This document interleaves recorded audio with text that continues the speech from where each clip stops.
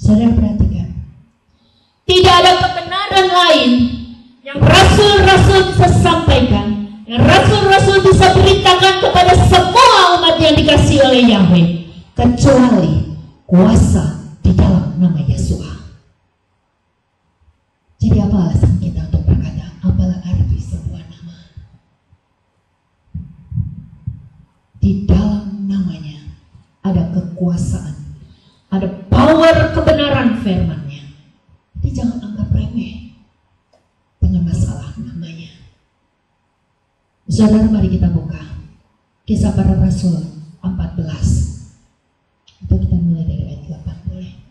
Kisah Para Rasul 14 ayat yang ke-8 sampai yang ke-12.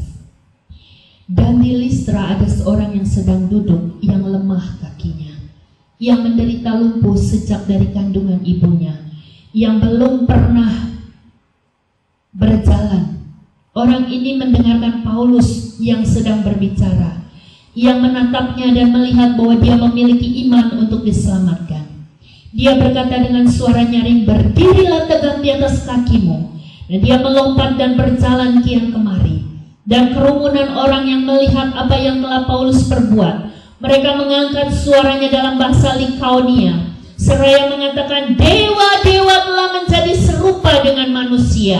Mereka turun kepada kita." Mereka pun menyebut Barnabas Zeus. Barnabas disebut Zeus, saudara. Dan Paulus disebut Hermes, karena dialah yang memimpin pembicaraan. Dan imam dewa Zeus yang berada di depan kota mereka, bersama kerumunan orang itu, membawa lembu-lembu jantan dan karangan-karangan bunga ke pintu-pintu gerbang kota. Mereka ingin mempersembahkan korban. Selanjutnya, saudara. Dan setelah mendengar para rasul itu, yaitu Barnabas dan Paulus, dengan mengoyangkan jubahnya, mereka melompat ke kerumunan orang itu sambil berteriak dan berkata, "Hai para pria, mengapa kamu melakukan hal ini? Kami adalah manusia yang sama alamiah seperti kamu, yang menginjili kamu agar berpaling dari kesia-siaan kepada Elohim yang hidup, yang telah menciptakan langit dan bumi, dan laut dan segala di dalamnya. Dia yang ada pada generasi-generasi yang telah berlalu, telah membiarkan semua bangsa berjalan di dalam jalannya sendiri. Namun meskipun demikian, sesungguhnya dia tidak membiarkan dirinya sendiri tanpa saksi. Ketika berbuat baik kepada kita dengan menurunkan hujan dari langit dan musim-musim berbuah, untuk memuaskan hati kita dengan makanan dan kesukaan." Ingat perjanjian pelangi kan, saudara? Kemudian datanglah ke situ orang-orang Yahudi dari Antiokhia dan Ikonium, dan mereka meyakinkan kerumunan orang itu. Maka setelah merajam Paulus, mereka menyeretnya keluar kota karena menganggap dia telah meninggal. Namun sementara para murid mengelilingi dia seraya bangkit, ia masuk ke dalam kota. Pada keesokan harinya dia keluar bersama Barnabas ke Derbe. Saudara perhatikan, pada saat rasul-rasul memberitakan kebenaran firman kepada orang-orang di Antiokhia, di mana kekristenan mulai pertama kali timbul, lahir, saudara, anak-anak Yesua, murid-murid Yesua pertama kali gak dipanggil Kristen, saudara. Kristen itu berasal dari kata Kristos, artinya Tuhan dalam bahasa Yunani. Dan Yesus itu berasal dari nama dewa mereka, Zeus, yang mereka tuhankan. Itu sebabnya mereka menyebut Jesus Christ, Zeus Kristus. Tapi namanya adalah Yeshua HaMasiah. Namanya adalah Yahweh Juru Selamat yang diurapi. Sekarang bukan masalah bahasa, saudara. Bahasa itu memang diserakan oleh Yahweh. Yang kita baca dari Kejadian, Yahweh adalah sumber terjadinya berbagai bangsa dan bahasa. Yahweh gak pernah bilang, "Kemanapun kamu pergi, suka-sukamu lah panggil aku." Gak pernah, saudara. Dia konsen dengan namanya. Dia mengidentifikasikan dirinya dengan bahasa yang dia pakai dari bahasa bangsa pilihannya. Itu sebabnya, kalau saudara berpikir, apalah arti sebuah nama, mau Jius kayak, mau Yesus kayak, pokoknya saya tujuannya ke sana. No way, saudara. Kenapa saudara nggak panggil Udin aja? Kenapa saudara nggak panggil nama yang lain? Tapi Yesus berkata, Kisah Para Rasul 2 ayat yang ke-21, barang siapa yang berseru kepada nama Yahweh, dia akan diselamatkan. Paling tidak ini dicatat di dalam 3 ayat, saudara, diulang-ulang.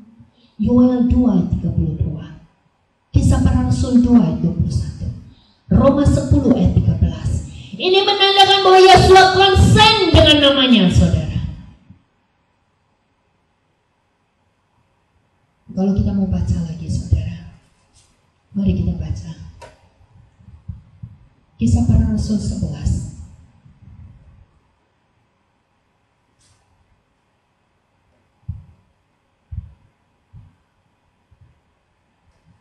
ayat yang ke-26.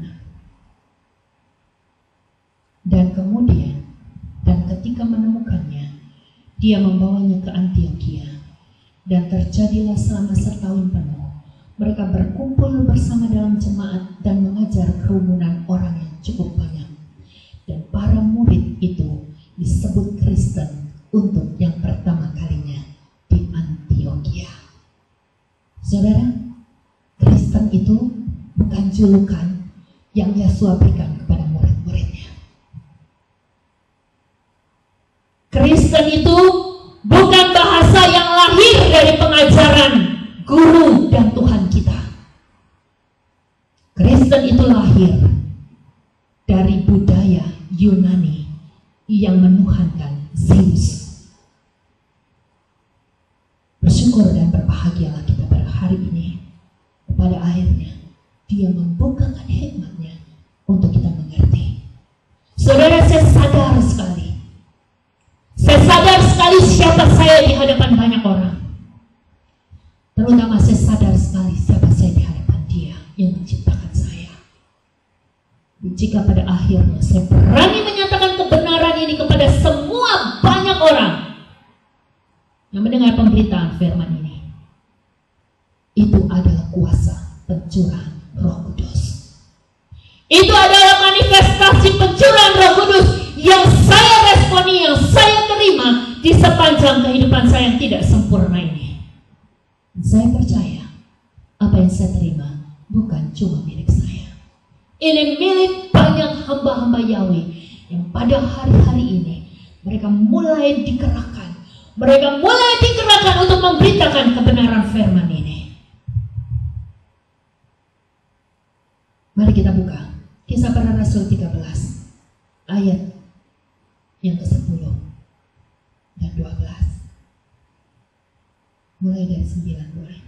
Akan tetapi Saulus yang juga adalah Paulus, dengan dipenuhi oleh Roh Kudus dan dengan menatap tajam kepadanya berkata, hai orang yang jahat yang membenci kebenaran, oh yang penuh dengan segala tipu muslihat dan segala kelicikan, tidakkah engkau akan berhenti membelokkan jalan Yahweh yang lurus itu? Dan sekarang lihatlah tangan Yahweh ada di atas engkau, dan engkau akan menjadi buta dan tidak melihat matahari sampai suatu saat. Seketika itu juga kabut dan kegelapan menimpa ke atasnya. Dan dengan meraba-raba dia mencari seorang yang menuntun tangannya. Lalu ketika melihat apa yang terjadi, prokonsul itu percaya sambil merasa takjub akan ajaran Tuhan. Untuk Paulus memberitakan kebenaran, saudara. Iblis tak tinggal diam, saudara. Iblis mencoba menghalangi, iblis mencoba membelokkan. Dan pada saat itu, kalau kita baca dari Kisah Para Rasul 13 dari ayat yang pertama, kita akan melihat bagaimana orang yang bersungguh-sungguh mencari kebenaran Yahweh akan diperjumpakan dengan orang-orang utusan Yahweh. Pada saat mereka diperjumpakan, bukan suatu hal yang mudah, tapi bukan suatu hal yang mustahil. Yahweh akan menyatakan kebenarannya. Yahweh akan menyatakan pembelaannya kepada utusan-utusannya. Kalau saudara mau baca ayat 13. Dan adalah beberapa nabi dan pengajar di antara jemaat yang ada di Antiokhia. Ketika pengajarannya Dan banyak pengikut-pengikut mulai dibilang, oh ini ajaran baru. Ya, kita namakan orang-orang ini sebagai orang Kristen. Ajaran yang membawa satu perubahan yang baru. Ya, mereka bilang mereka bukan menyembah Zeus, mereka menyembah Yahshua. Tapi nggak apa-apa lah, Yahshua dengan Yesus itu kita samain aja. Soalnya sama-sama bisa memberikan keajaiban. Saudara, karena nabi-nabi Zeus juga bisa mendatangkan mujizat, saudara. Mereka juga melakukan mujizat. Itu sebabnya waktu Barnabas dan Paulus mengadakan mujizat, mereka katakan, oh ini dewa Zeus sudah turun pada mereka. Saudara tahu, waktu Paulus menyatakan kebenarannya, pasal 13 yang pertama, adalah beberapa nabi dan pengajar di antara jemaat yang ada di Antioquia, yaitu Barnabas dan Simeon, yang disebut Niger, dan Lukius, seorang Kirene, juga Minahem, yang diasuh bersama Herodes raja wilayah, dan Saulus, ketika mereka sedang melakukan pelayanan kepada Yahweh. Saudara yang membaca kitab suci terjemahan Lembaga Alkitab Indonesia, saudara nggak akan ketemukan kalimat ini. Kisah Para Rasul 13 ayat 2. Dan ketika mereka sedang melakukan pelayanan kepada Yahweh, ketika sedang berpuasa, berkatalah Roh Kudus, pisahkanlah sekarang bagiku Barnabas dan Saulus untuk pekerjaan yang telah kutentukan bagi mereka. Saudara, pengenalan kita akan kebenaran firman, pencurahan Roh Kudus di dalam kehidupan saya dan saudara, tidak akan membuat kita takut, tidak akan membuat kita asing ketika kita sadar bahwa Yahweh sedang memisahkan kita. Yahweh sedang membuat kita seperti orang yang terkucil, saudara. Ini sudah dicatat di dalam kitab suci. Roh Kudus berkata, pisahkanlah sekarang bagiku Barnabas dan Saulus untuk pekerjaan yang telah kutentukan bagi mereka. Kemudian setelah berpuasa dan berdoa dan menumpangkan tangan atas keduanya, mereka mengutusnya. Kemudian sesungguhnya karena telah diutus oleh Roh Kudus, mereka ini turun ke Seleukia. Dari sana mereka berlayar ke Siprus. Setelah tiba di Salamis, mereka memberitakan firman Elohim di dalam sinagoga orang Yahudi. Dan mereka juga membawa Yohanes sebagai pelayan. Setelah menelusur sepanjang pulau itu sampai ke Pafos, mereka menjumpai seorang tukang sihir, seorang nabi palsu, saudara. Seorang Yahudi yang namanya Baryesus,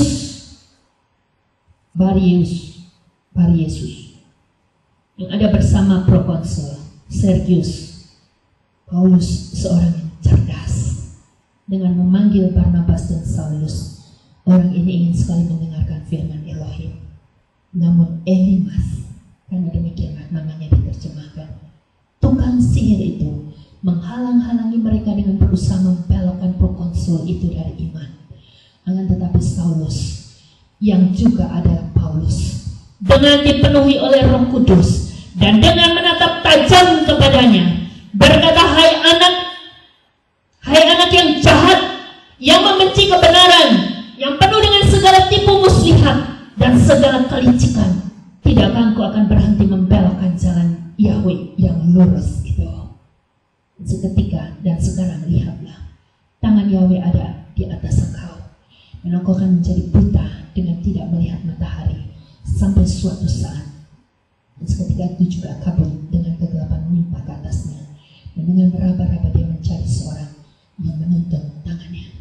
Saudara, izinkan dengan penuh kasih saya memberitahukan kepada Anda, oh hari ini Anda mengetahui bahwa pencurahan Roh Kudus akan mengadakan satu pergerakan yang luar biasa kepada umat yang dikasihinya.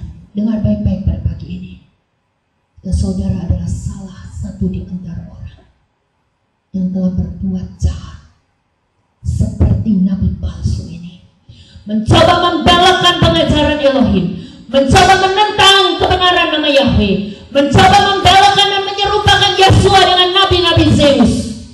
Dengar baik-baik pada pagi ini, Yahweh mengasihi Anda. Yahweh mengasihi Anda. Yahweh memberikan kesempatan bagi Anda untuk menerima lawatan kasih.